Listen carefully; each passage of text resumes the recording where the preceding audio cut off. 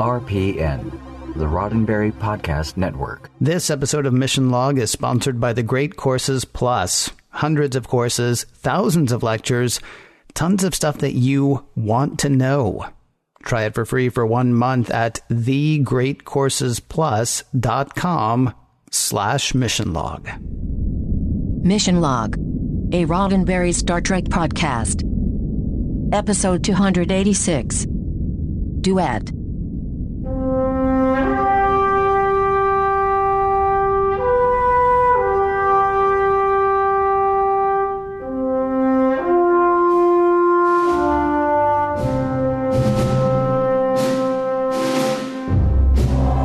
Welcome into Mission Log, a Roddenberry Star Trek podcast.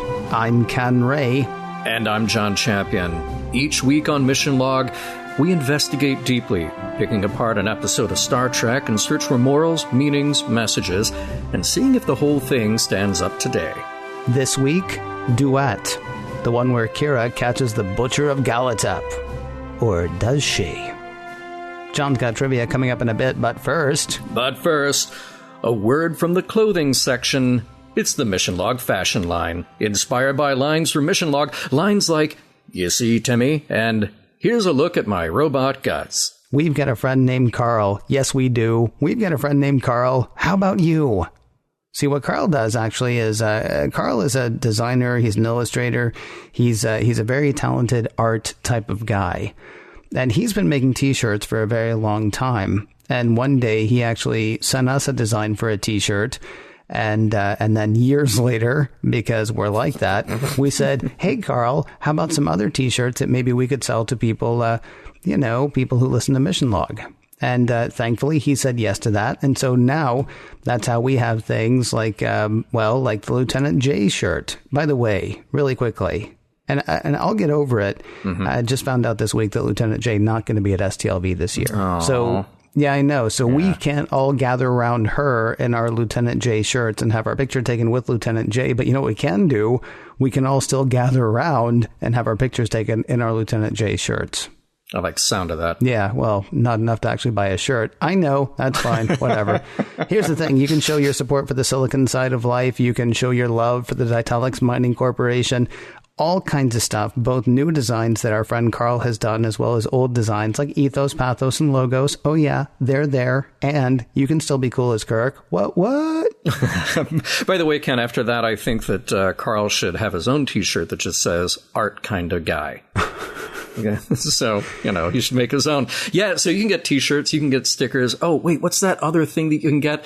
Tapestries. That's right, the tapestries. So much Mission Log and Trekkie goodness in the Mission Log podcast shop. Just go to missionlogpodcast.com. You click shop at the top of the page, and then, boom, you shop. And send us a picture with your new Mission Log swag. You get to support the show and look cool doing it. Click shop at the top of the page at missionlogpodcast.com. As we said a moment ago, John's got trivia coming up in a moment, but first, I'm going to tell you how to get in touch with us. Mission Log Pod is the address to find us on Facebook, Skype, and Twitter. If you'd like to leave us a voicemail, we would love to hear your voice. 323-522-5641 is the phone number to call, 323-522-5641. Our email address is missionlog@roddenberry.com. Our show website, including discovered documents, is at missionlogpodcast.com. And please do remember, we may use your comments on an upcoming episode of Mission Log. And with that, we turn it over to trivia for this, I'm going to guess, less than trivial episode. Oh, am I jumping to the end already? Don't let me do that. Just go ahead. Never. Yeah, launch straight into trivia, won't you please, Mr. Champion? Today's episode, Duet, was written by Lisa Rich and Gene Carrigan-Fauci. Now, Lisa penned the scripts for Next Gen's Liaisons and DS9's Move Along Home. This is the last of her Trek credits. And, same story with Gene, she co-wrote the scripts for Liaisons and Move Along Home, along with Lisa Rich. But while Lisa and Gene got the story credits for making the pitch, it was Peter Allen Fields, who we have discussed, who got the job of scripting this episode. He gets the teleplay credit. Now, this was directed by James L. Conway, and this episode is the first Deep Space Nine credit for James, but the name may be familiar to you. He directed 3 next-gen episodes, those being Justice, The Neutral Zone, and Frame of Mind, and he'll be around for a total of 7 DS9 episodes, then he'll jump over to both Voyager and Enterprise. So this story was influenced by The Man in the Glass Booth by Robert Shaw. It was a novel, which then was adapted as a play. The novel came out in 1967, the play in 1968. And then it was filmed as a movie in 1975, directed by Arthur Hiller and starring Maximilian Schell. The lead character in that movie is Arthur Goldman, a Jewish man who survived the Nazi death camps, but is later accused of being a Nazi himself and arrested and sent to trial. It is revealed that Goldman faked dental records in order to force the trial. So if you want to check out the movie, like I said, the movie came out in 1975, stars Maximilian Schell. More importantly, though, the historical context of that play, and therefore of this episode, centers around, well, a whole host of Nazis who were captured after World War II and put on trial, but specifically one of the most famous was that of Adolf Eichmann. So we'll probably talk more in depth about that in the discussion later in the show, but please, if you don't have a basic understanding of the aftermath of World War II, when it came to finding and then trying many of the people who are responsible for the worst atrocities, read an article, watch a documentary. It's enlightening in the context of this episode, and it's good for your historical literacy. So, like I said, I think we'll come back to some of that as we talk of the mechanics and the storyline for this particular episode. Let's talk about guest stars. We say welcome back to Mark Alaimo, and we've already discussed Mark and his 4 appearances on Next Gen in different roles, including the Cardassian Gul Macet in The Wounded. And we first met Gul Dukat in Emissary, the pilot for DS9, and we know that we will get a bit more of him as we go forward with DS9. We also have a quick appearance from a returning Trek player. Norman Large was in TNG Unification 1 and 2 as the Romulan Neral, and he was also in Dark Page. And here he's playing the Vitirian captain. We'll see Norman again a few times in this and another role on DS9, then a quick stop over on Voyager. Oh, and blink and you'll miss her, but Robin Christopher plays Neela, the Bajoran computer technician working with O'Brien. She's primarily a soap opera actor, and we won't say too much about her because, hey, you'd never know. She might show up again. Tony Rizzoli plays the Bajoran Kanan, and his on-screen credits only span from the mid-'80s to the mid-2000s, but he has roles that cover feature film and TV guest spots. Genre appearances have him in Babylon 5 and Alien Nation. This is his only Trek appearance. And finally, Harris Yulin appears as Eamon Marritza. I don't think anyone listening would be surprised if I told them that Yulin has a broad background in theater. Take a look, though, at some of his feature film roles. He was in Scarface, Ghostbusters 2, Training Day. His TV work goes back to the early 70s, and he's had recurring roles on shows like 24, Unbreakable Kimmy Schmidt, Nikita, How the West Was Won, and guest roles just about anywhere you look.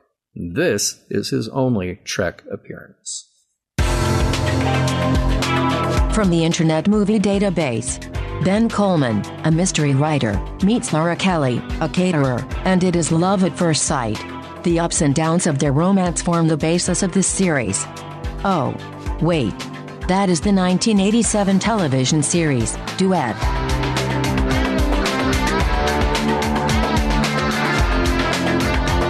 Prologue. Just a normal day in ops while Kira and Dax are chatting when a hail comes in from a freighter. On board, they've got an ill passenger, someone with Kalanora syndrome who needs medical attention. He'll be beamed into the infirmary right away, but Kira says she really wants to be there. You see, the only people with Kalanora were exposed during a mining accident at Galatep, a labor camp where the Cardassians held Bajorans. Kira helped liberate that camp, and it's important to her to meet one of the survivors. Only this survivor is not what she expected. He's not Bajoran, he's a Cardassian. Kira calls for security. Act 1. The Cardassian makes a break for it, but is stopped by Odo. Kira insists that he's not just any patient. He's a war criminal and needs to be locked up. Sisko objects. This Cardassian, Eamon Marritza, isn't wanted for anything. But Kira explains that anyone with Kalanora syndrome was at the Galatep labor camp, and a Cardassian there would have overseen unspeakable brutality toward the Bajorans interned there. She saw exactly what they did. When Sisko speaks to Marritza, he says that's not him. He's just a file clerk who happens to have a similar condition, Patrick syndrome, and he'd like to be on his way, thank you very much. In an adjacent holding cell, though, a Bajoran who was tossed in for being a disorderly drunk bristles at the sight of him. Later, Dr. Bashir confirms to Sisko that Marritza has Kalanora. There's no way he has anything else, and he definitely would have contracted it from Galatep.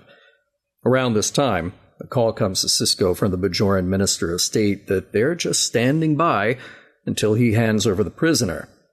Yeah, about that. Sisko doesn't really know if he can hold the guy. The minister says, no problem. This is Kira's thing. You don't need to worry about it. Act 2. Sisko approaches Kira. He'd like to take her off this investigation and leave it to Odo. He's not as personally invested, and frankly, Sisko thinks Kira is driven by a personal vendetta. Kira says she needs to do this, for the victims who can't. With that, Sisko relents. Off she goes to interrogate the prisoner, just as that ornery Bajoran, Kanan, is being let out. His parting shot, though, is the request for a front-row seat when he presumes they'll hang Marritza. Odo tells Kira that so far Maritza's background story checks out. He was living on Kara 2, teaching at a military academy, but when she goes in to probe further, she confronts him with the lies he's told. He does have Kalanora, and must have been at Galatep. Yes, he was, but his position there was that of a lowly file clerk, an exemplary one, but not the military mastermind that surely Kira was hoping for. He must have witnessed what happened there, though. She calls them atrocities. He says there were no atrocities, only accidents and harsh conditions. Marritza says the reputation of the labor camp was something they manufactured to strike fear into Bajorans. She says he's lying, and he says that she's lying about her intentions. It's not justice she wants, it's revenge. Act 3. Gul Dukat on the line calling for Commander Sisko. Sisko evades a little, saying they're just giving Marritza medical attention, and they would rather wait to hand him back over once they verify his identity. Gul Dukat isn't forthcoming, though, with any help, only a threat that Sisko will be held responsible if any harm comes to Marritza. Dax approaches Kira with the same refrain she's hearing from Sisko and Marritza. Is this investigation really about truth, or is it about an unfulfilled need or satisfaction? If Marritza is punished without good reason, it would be a very hollow win. Hey, remember O'Brien? He still works here, doing some computer work with the Bajoran assistant who, never mind. Kira's got an archival photo, the only one from Galatep that has the person in question in it. It's blurry, people are kind of blocking each other, but those DS9 computers are something special. They can clean up the image well enough to reveal Marritza looks nothing like the guy they have in jail. Further enhancement reveals that the guy they do have bears an amazing resemblance to the commander of Galatep, Gul Darheel. Kira can't wait to confront Gul Darheel. He seems so smug about it, energized now that the truth is out. The more he admits, the more the atrocities he actually owns with pride. To him, Kira and the Shakar were just an annoyance. A Bajoran court may put him to death, but he says let them. What he accomplished with the extermination of so many Bajorans can never be undone. Act 4. Odo gives Kira a drink. She's overwhelmed with the hatred she feels for Darheel, and she's shaken by his enthusiasm for the brutality he inflicted. She also feels belittled by his dismissal of the Shakar, which raises a question in Odo's mind. Why would the leader of a forced labor camp know that Kira was a member of a Bajoran resistance cell? He shouldn't. Back in Kira goes. Gul Darhe'el says he regularly got termination reports thanks to Marritza. He knew who was a part of the Shakaar, but now he's got some questions for her. Odo steps out of his office to see a small group of people assembled. They were prisoners at Galatep, so word is out about the man being held here. Quark also knows, and he lends his sympathy as only he can, heartbreak over what they've been through, and also wanting to know if they gamble. Odo stops by to see Dr. Bashir with some news about a transmission from Korra 2, a few months ago asking for information on Major Kira. The request came from Eamon Marritza, and he doesn't know why, but it might help if the doctor could request any medical information about Marritza. Worth a shot anyway. Now the information is coming swiftly to Odo because who should be on the line for him but Gul Dukat again, this time as charming as he can possibly be. He can't give Odo any files related to Gul Darhe'el. You see, Darhe'el is dead. Dukat attended his funeral. Well, that certainly complicates identifying the man they have in custody. Maybe, just maybe, if Odo had some documentation he could work with, he could possibly exonerate the man they're holding. No one wants to see their Cardassians embarrassed, right? If Odo has access to Cardassian files on Darhe'el, it might help. Darhe'el is drilling away at Kira's record. How many Cardassians did she personally kill? She says she was defending her people, and that's what Darhe'el says he was doing for the greater good of Cardassia. If it resulted in the genocide of Bajorans, it was just in a day's work. Just then, Odo sneaks in the news to Kira. The man in the cell wanted to be caught. Act 5. Gul Darhe'el is dead, according to Cardassian records, which could very well be more smoke and mirrors from Gul Dukat, except for one detail. Their prisoner has Kala Nora. The real Gul Darhe'el did not. Other records corroborate that when the mining accident occurred, Darhe'el wasn't at Galatep. Furthermore, Marritza retired from the military academy at Korra 2, left his possessions to his housekeeper, and specifically booked passage to a Bajoran space station. All of this was done on purpose. Kira's indignant, though. This man needs to go to Bajor to stand trial. Enter Dr. Bashir with some news of his own. The medical records on Marritza reveal one more thing. He's been treated with a drug that improves dermal resilience after plastic surgery. Time for another visit.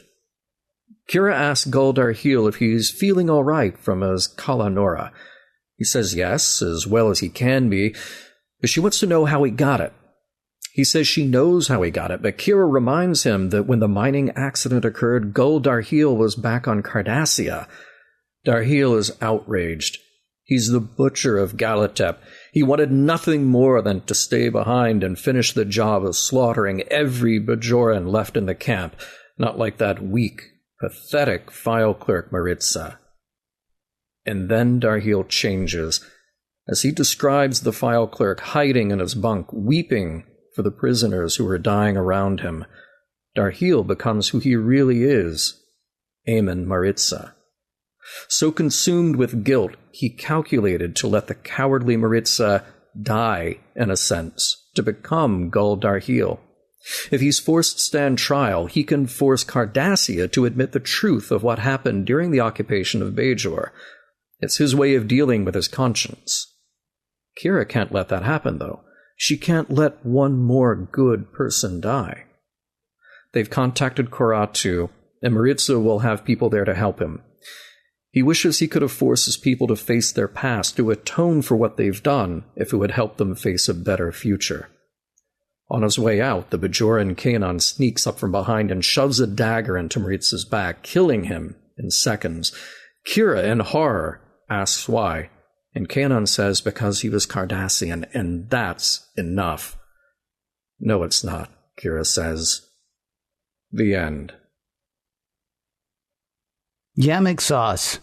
I know that sounds non sequitur, I'm sorry, but they mentioned it. Yeah. You didn't, and that's weird to me because yammick sauce, John, I don't know if you know this, goes on food. Yeah, oh, I know. And he had the stew. He had that delicious Cardassian stew. Which he says is good. He says it's good. It's good for replicated stuff, but he didn't have yamak sauce. It would have been better with yamak sauce. And you know what I was thinking? I know a guy. Well, yeah. I know a guy who knows a guy. Well, okay, I did know a guy who knew a guy.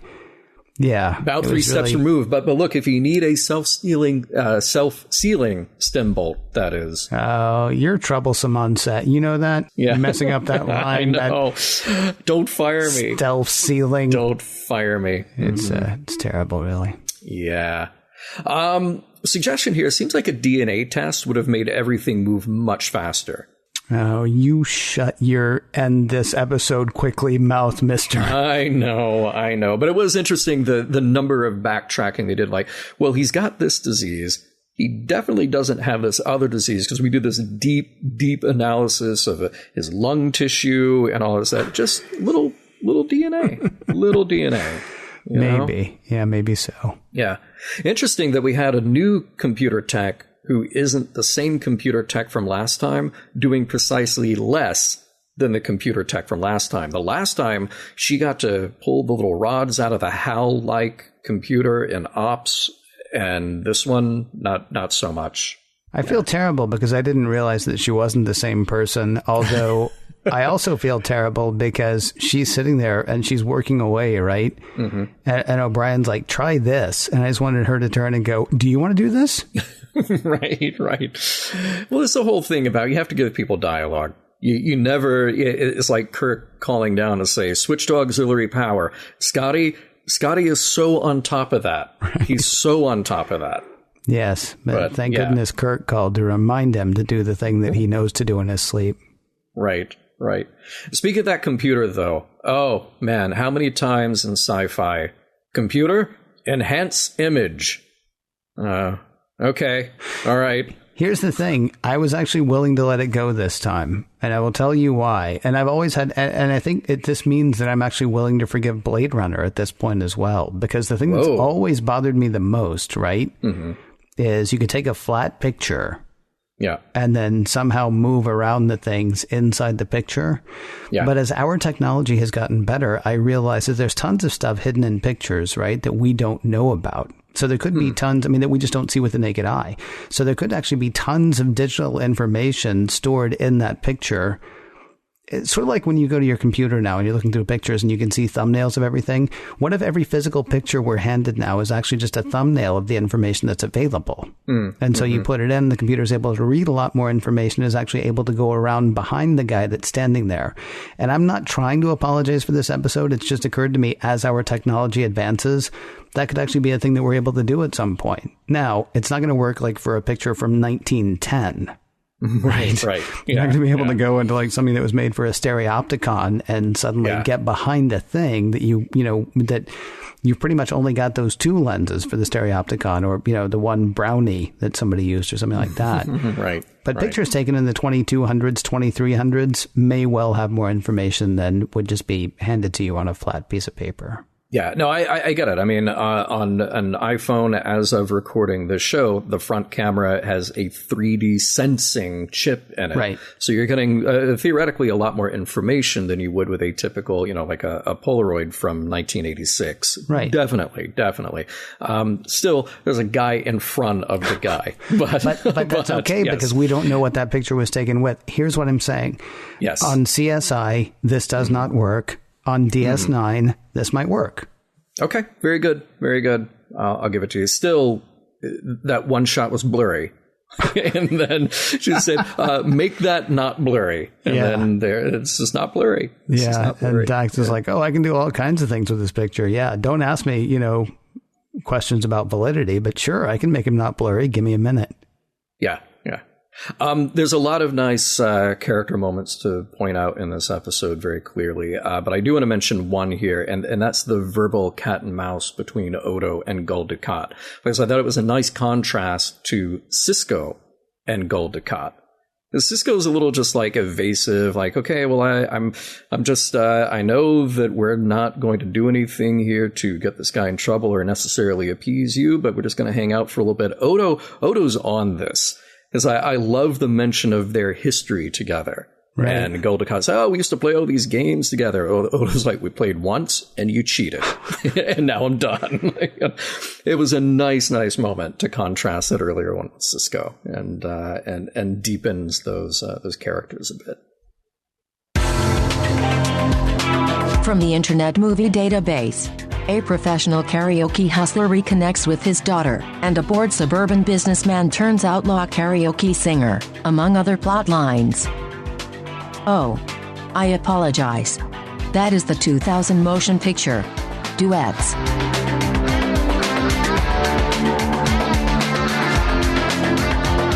We'll dive deeper into Duet in a moment, but first, a word from the Great Courses Plus. It really is what it sounds like. Great courses covering all sorts of subjects from health and fitness to the art of debate to understanding calculus to sci-fi. That's PHI. Sci-fi, science fiction as philosophy. So for nearly 30 years, the Great Courses sold courses, one at a time, boxes and boxes of tapes and CDs. But hey, it's the 21st century now.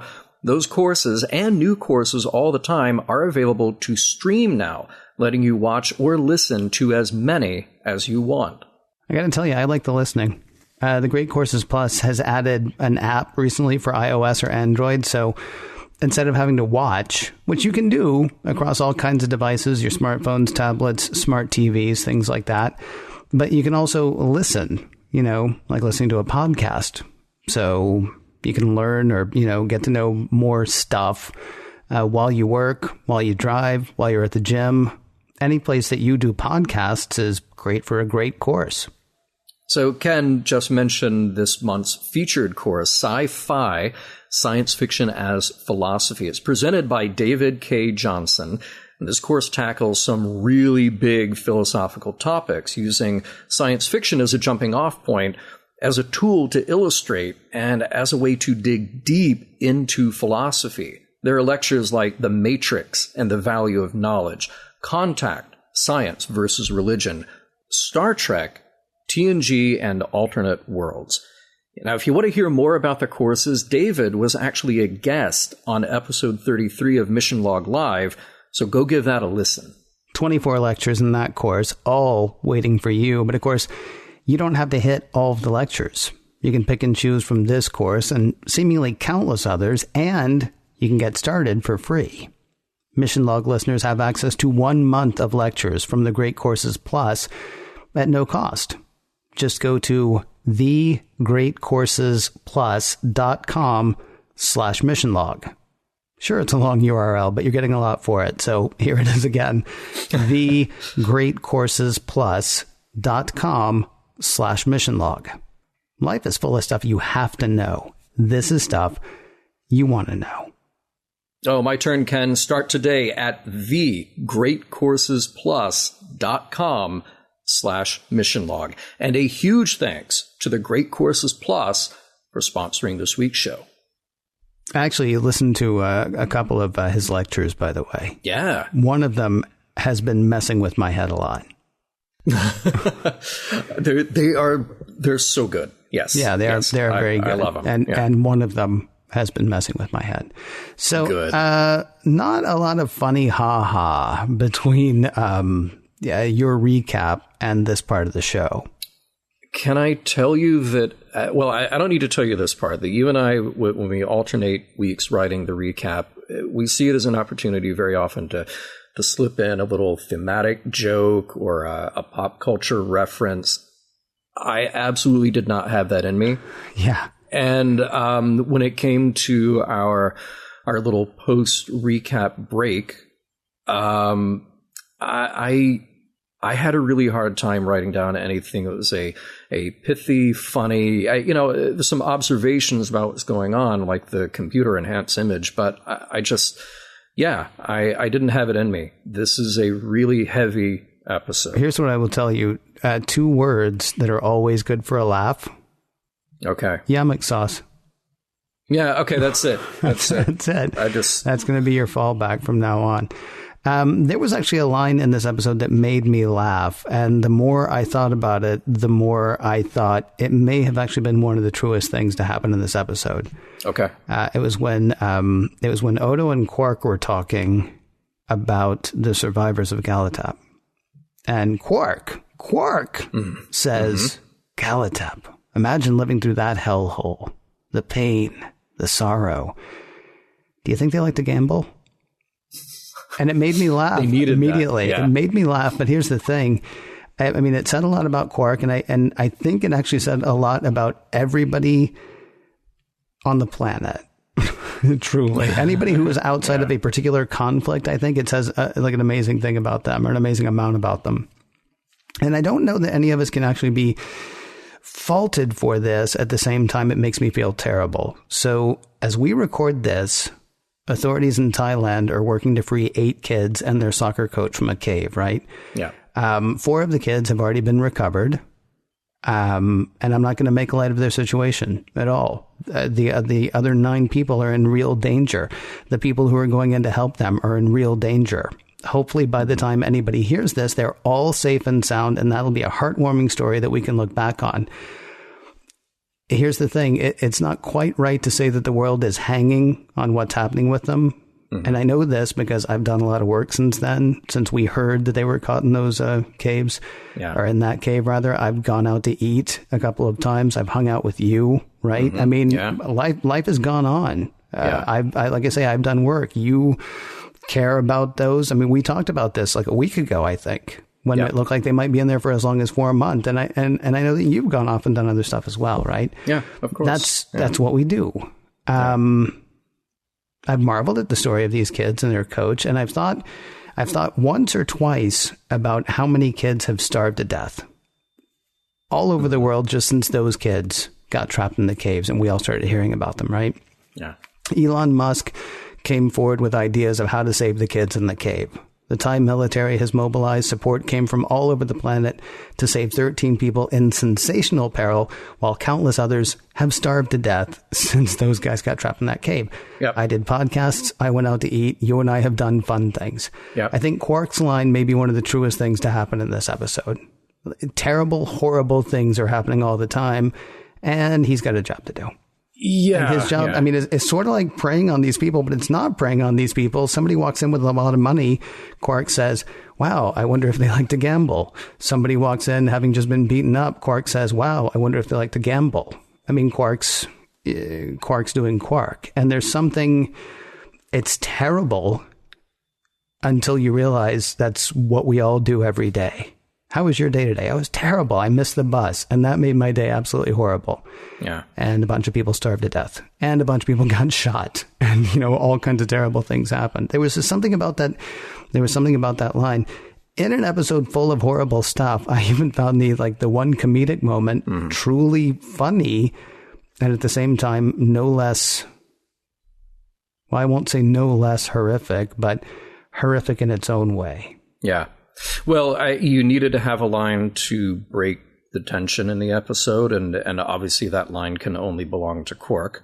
You had to give it to him. So I'm glad it was in there. The first time I heard it, actually, I thought it was funny, and then I felt bad for thinking that it was funny. But then on multiple rewatches of this episode, I felt the same way that you did. That it just sort of painted the picture that life is still going on around all of this stuff. And for better or for worse, he's detached from it because Quark sees the world in only the way that Quark sees the world. So, yeah, I got nothing to add to that other than I agree that there is a disturbing amount of truth to that, but it was necessary to be in there. So let's talk about the big themes in this episode. I mentioned in the trivia kind of what inspired this episode. And I have to say that, I spend a good part of my week looking up trivia and reading stuff that is in the books about Deep Space Nine and, where necessary, contacting people who can shed a little more light. And this week I did very little of that. And I did a lot of reading about the aftermath of World War II.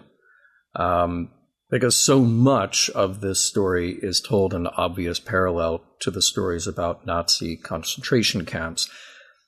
And by having a character like Marritza, there's a specific kind of story about the meticulousness and cold-blooded efficiency of that part of the Nazi war machine. And it also leads to a common refrain that was central to trying former Nazis in those post-war trials, the line, "I was only following orders." And we get to see two sides of this in the Marritza character and in the Gul Darheel character. I think it's kind of a fascinating stroke of brilliance to have both of those guises in one person. Because first of all, he does a masterful job of playing both of those sides, you know. Marritza is the guy saying, I'm just following orders. I'm just a guy doing my job. I'm just being efficient at keeping records. Gul Darheel is a guy taking delight in what he's doing. He's the true believer in the cause. Mm-hmm. And Marritza recognizes that as being the horror and totally willing to take the fall for that as to sacrifice himself to make that point to the people who still need to learn a lesson from what happened during the Cardassian occupation. I found this to be it is very on the nose, but such a smart way to address these ideas about responsibility, and then how this plays on Kira and her personal sense of vengeance and what is just. You know, she says, all I want is to see him punished. And if he was at Galatep, he's already guilty. I think you and I both actually pulled that same line, that just the guilt of him having been there just already makes him guilty. She says, as far as I'm concerned, if he was at Galatep, he's guilty. They're all guilty. Yeah. She says, yeah. Which actually, so then can I ask you why he didn't end up on Bajor? I mean, they find out that Marritza is Marritza. They find out that he was a file clerk, not the butcher that they'd suspected him of being. Should he have been let go? And I guess the other question I have, you and I talked about this earlier this week, so I'm hoping you can actually cite what you were talking about. Yeah. Would he have been let go? Well, so here's the thing. I think that if you were to put this in a real world context, if this really were someone who was a bookkeeper at a Nazi concentration camp, that person probably would have been interrogated much more deeply and probably would have been put on trial.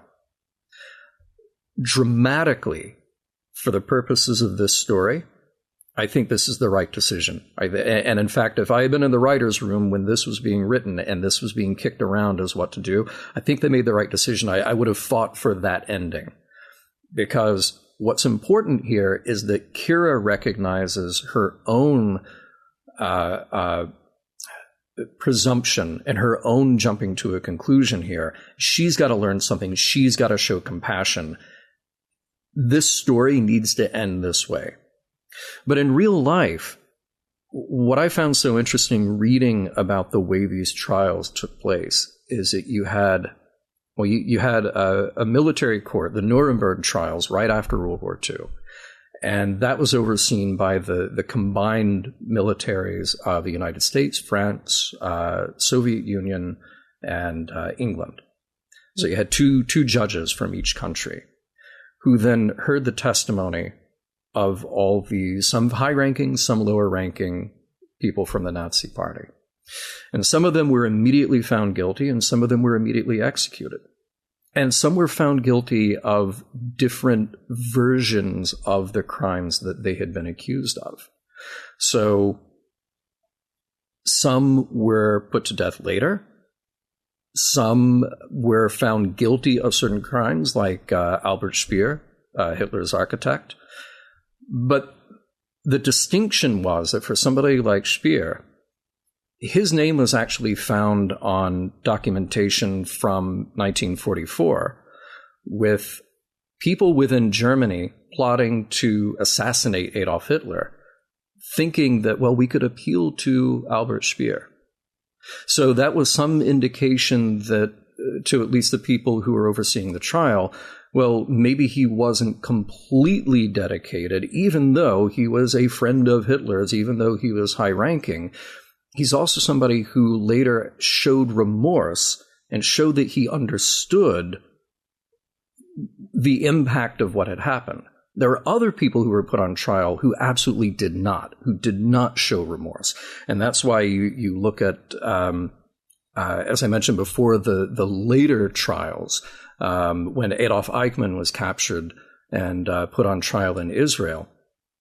He's somebody who was found guilty, who was put to death. He was found guilty in 1961. He was hung in 1962. The important distinction there is that he's somebody who, very much like Gul Darheel, was quoted in 1945 as saying, I would gladly, and I'm paraphrasing here, but he said, I would go to my grave smiling, knowing that the deaths of 5 million people were on my hands. Because he was a true believer. He truly thought that what he was doing was right. He was completely dedicated to the cause.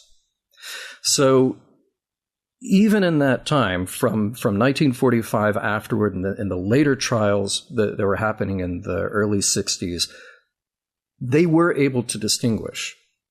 And, we're dealing with fiction here, so we're kind of filling in the gaps of a fictional character like Marritza, and then what Gul Darheel is or is supposed to represent. It's quite possible that if you were to follow it to its logical conclusion and say, all right, Marritza does go to Bajor, he does go to trial. If it was anything like the trials here, he may actually have been found guilty of a lesser crime, which may not have resulted in him being put to death, which may have resulted in something else. But if it's any comparison, and this episode is very much a comparison to what happened right after World War II, I stopped short of saying that, yeah, he would have been let go. But like I said, dramatically for this show, I think it is right to let him go. Because what we're exploring here is compassion. What we're exploring is Kira's journey, not the specific real-world mechanics of what happens to this criminal. Can we talk a little bit more about the real-world mechanics? Yeah, let's do it. I'm wondering about the importance of having it be a Bajoran who interrogated the alleged Cardassian war criminal. Yeah. I mean, personally, for their relationship, I think it was important that Sisko let Kira handle the investigation. Mm-hmm. You once said we were friends. I mean, this was a vote on his part, not only to let her, do the Bajoran thing that she wants to do, but to believe her when she says, I will do this the right way. I will do this properly. Yeah. Yes, I want to see this guy punished, but more than wanting to see him punished, I mean, she's saying implicitly, if not explicitly, is I want this to go by the book. I want this to be right, and I want to be there for it. Yeah. So I guess what I'm asking is more from a 30,000 feet perspective.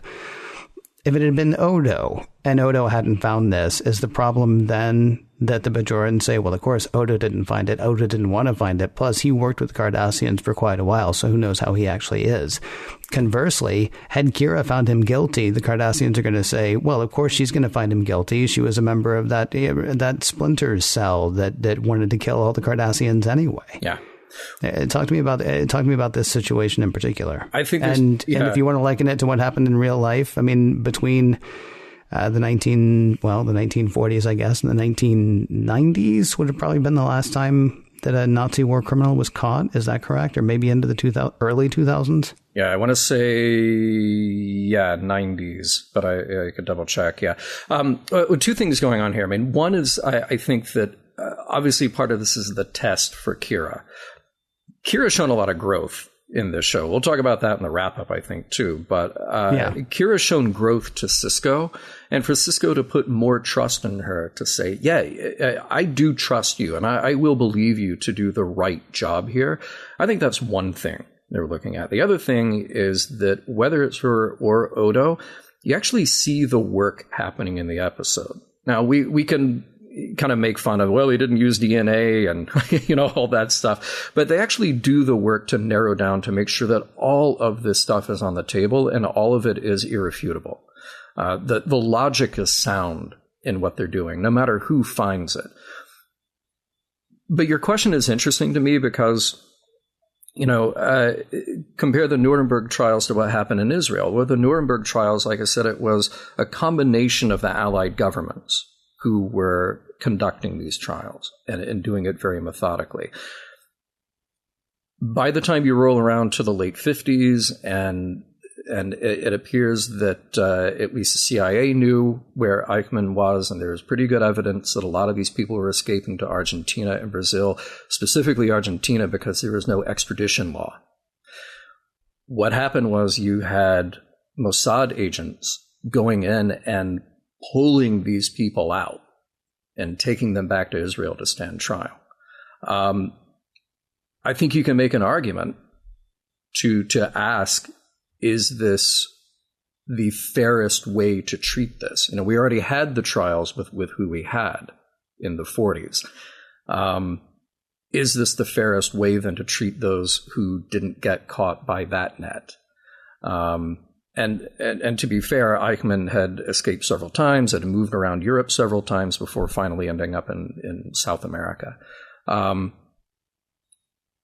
You can ask if they'll get a fair shake by people who experience those horrors firsthand.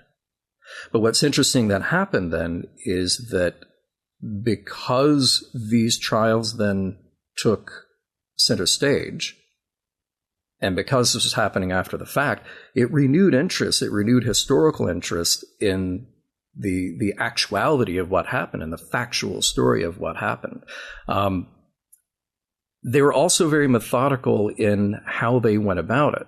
So those in the Israeli court who were doing the investigation, they said, you know what, eyewitness testimony, written records, as well as deep interrogation of the people that we caught, that's what has to go on trial here. It can't simply be a matter of vengeance because we have a name. We actually have to do the work, and we actually have to figure out where that person is coming from. That's when we talk about the level of guilt. We actually have to find out where that person is coming from. And in the case of Eichmann, it was pretty apparent. They had determined through the interrogations 15 years later, this is somebody who believed what they were doing. This is somebody who is unrepentant. So we feel perfectly all right with the decision of the court. This is somebody who's guilty and should be put to death. Now, I think you and I could make another argument here and talk about whether or not the death penalty is appropriate. We've talked about that on our show before because Star Trek has explored that.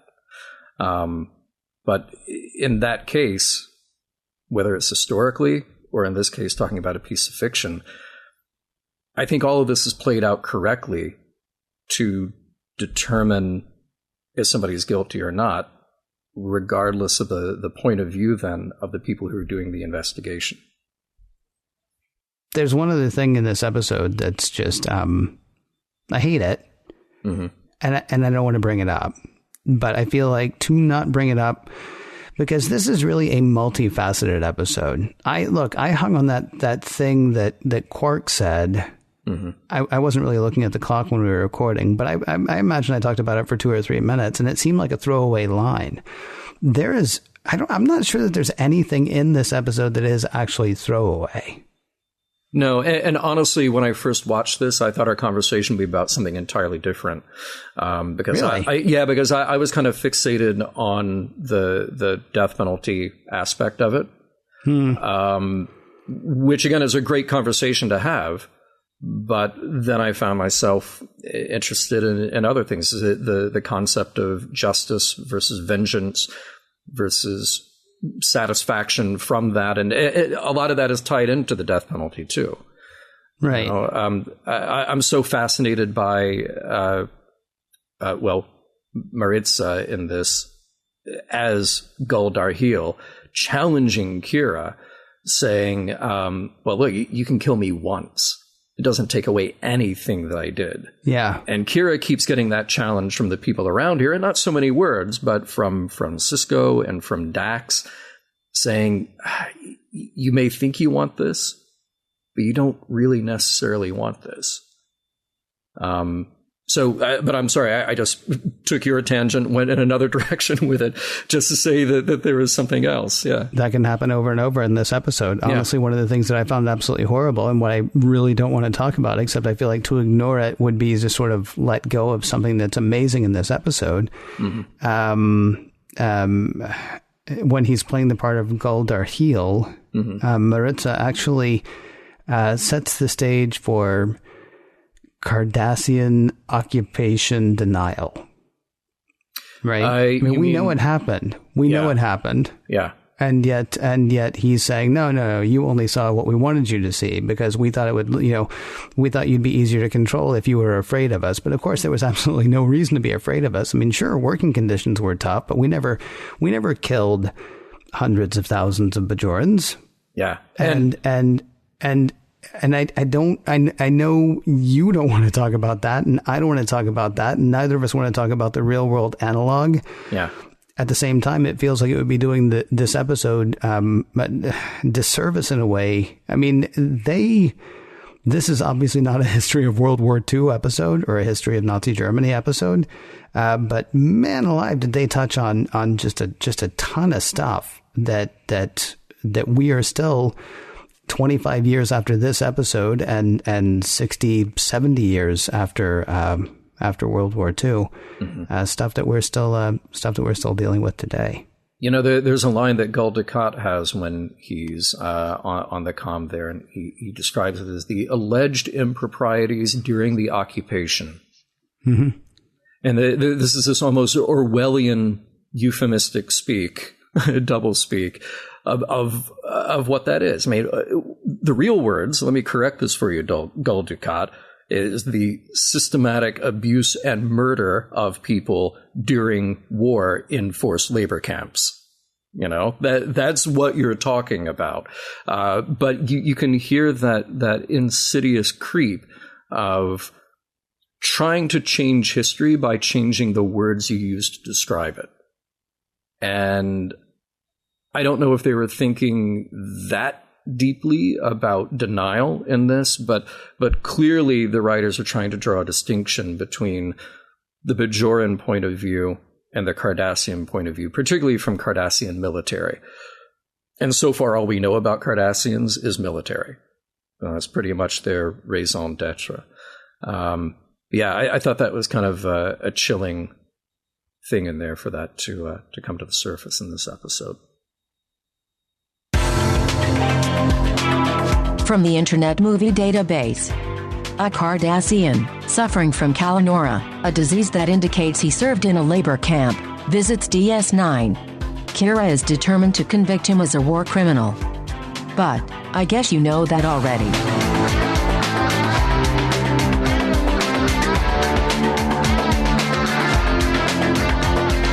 Duet. Man, even the title in this episode is multifaceted. I mean, certainly this is an episode that's driven largely by the Marritza character and the Kira character, but Marritza shows up as two different people. He's Marritza and he's Gul Darheel, so there's another one. There are the two sides of the story. There's only one truth, I think, but there are the two sides of the story, certainly. I mean, there are a lot of reasons you might look at this episode and go, let's call it pair. No, let's call it duo. No, wait, let's call it duet. And so now we've hit the part of the episode where we talk about the messages, morals, and meanings. Gosh, if only there were any. And also seeing whether the episode stands the test of time.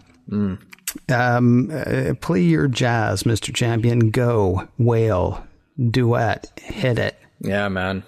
So I thought about some other Trek episodes that we've discussed. Let's go all the way back to TOS, Conscience of the King. Kirk faces Kodos, the person who is responsible for the death of thousands where Kirk grew up. Kirk has to decide how to temper his impulse for vengeance with his sense of what is actually just. And I also thought about, more recently, just Kira's arc. we're coming up right on the end of season 1 of DS9, and look at where Kira's been, from questioning her loyalty and the connection that she made with Sisko back in past prologue, to the more profound change in battle lines.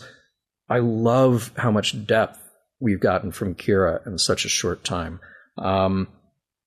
Non-Star Trek, I thought just as a dramatic piece, as a performance piece, there was something vaguely Silence of the Lambs here. Yeah. With Kira sitting there in the jail across from this person playing this psychological game with each other. And let's talk about Harris Yulin. He's remarkable. Now, first of all, he's got a great role. There's a lot for an actor to do here, and it's positively Shakespearean the way it's written. And he makes the most of it. It's phenomenal. Mm-hmm. This show is very much like a play in the way it's written and in the way it's performed. And boy, does this hold up to repeat viewing.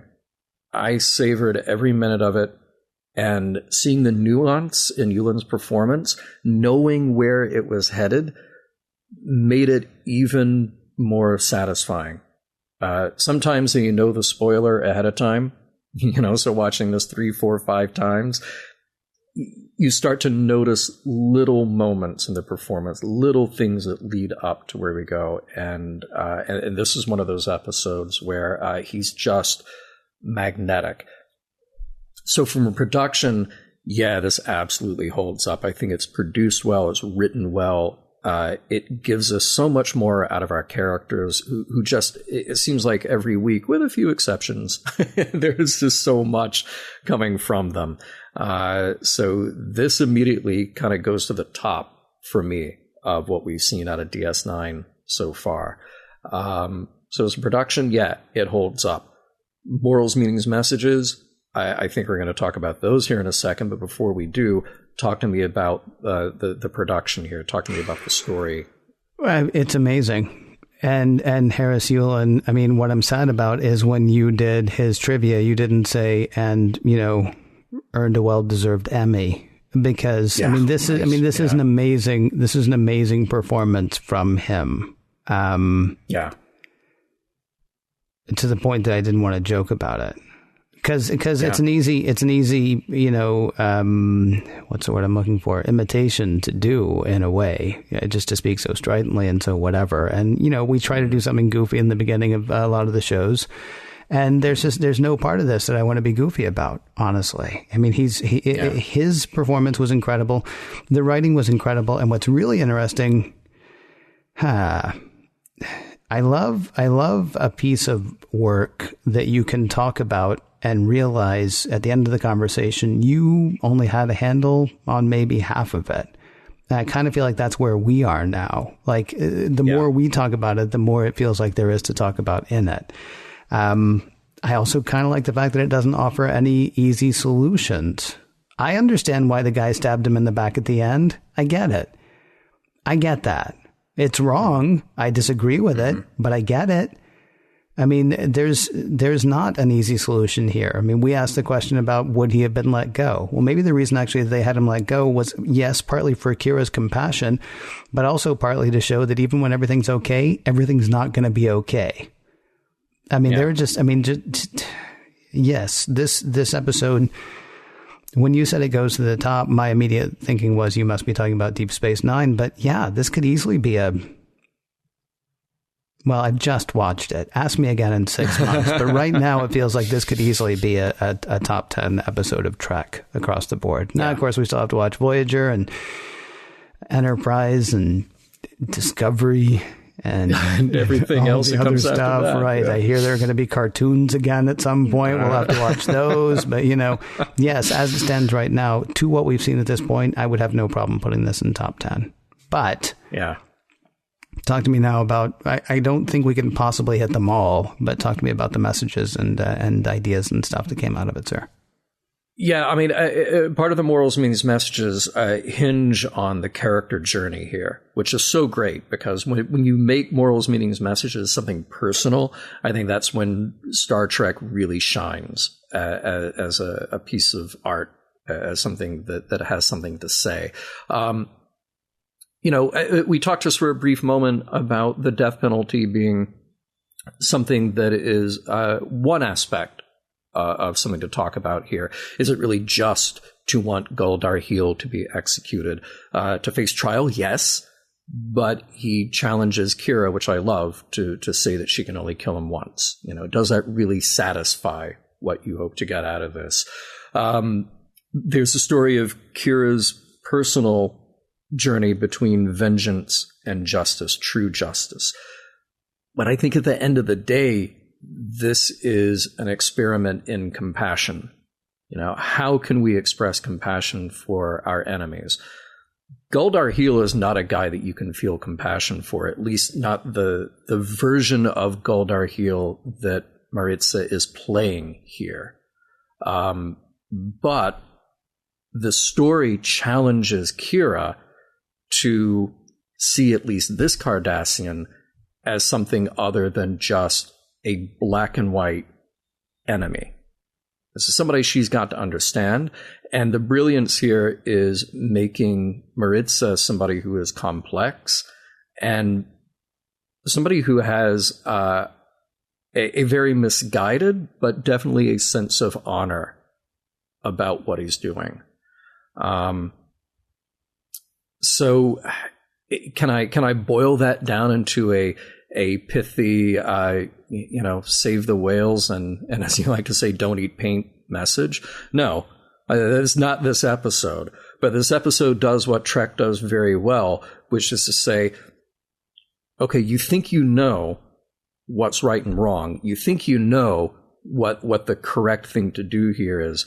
But now we're going to dig a little bit deeper and we're going to play in that gray area to really see how compassionate you are and to really see how we can start to change perspective. And that's what I love about this episode. What else have you got for me? Well, I mean, there are a few things. I mean, yes, her journey towards compassion is great. The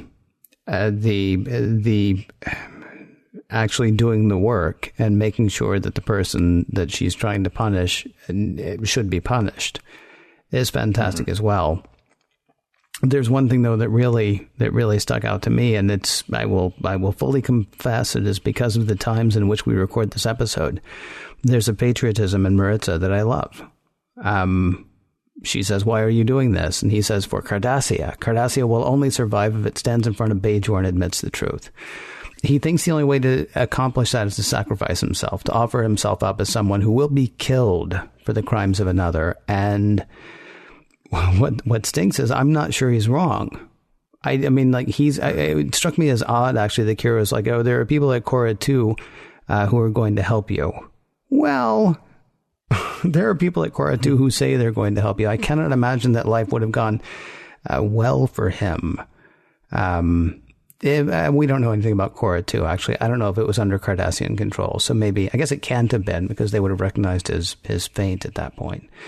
But, I mean, all of that aside, especially today, it is at the very least touching to see somebody who says if we're going to be the best that we can be, we have to at the very least acknowledge the worst that we've been or acknowledge how bad we can be.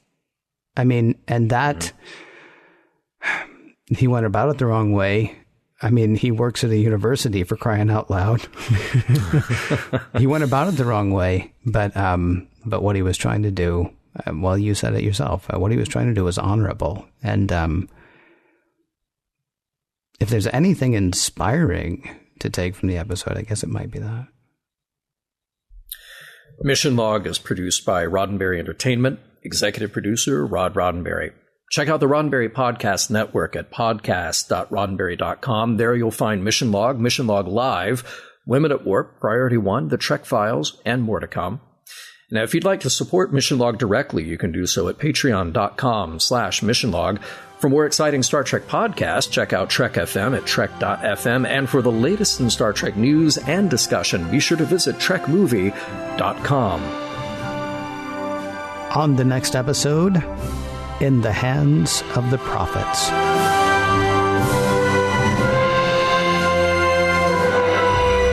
Some of the music for Mission Log provided by Warp 11, online at warp11.com, and from the album Messages by Key Theory, free to download at kitheory.com. Other shows called Duet include the 1994 Bollywood film Duet, the 2005 Chinese film Duet, and the 1981 Italian film titled, wait for it, Duet.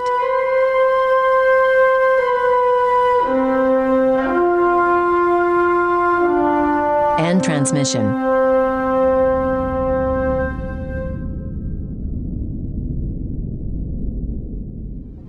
Podcast.roddenberry.com, the Roddenberry Podcast Network.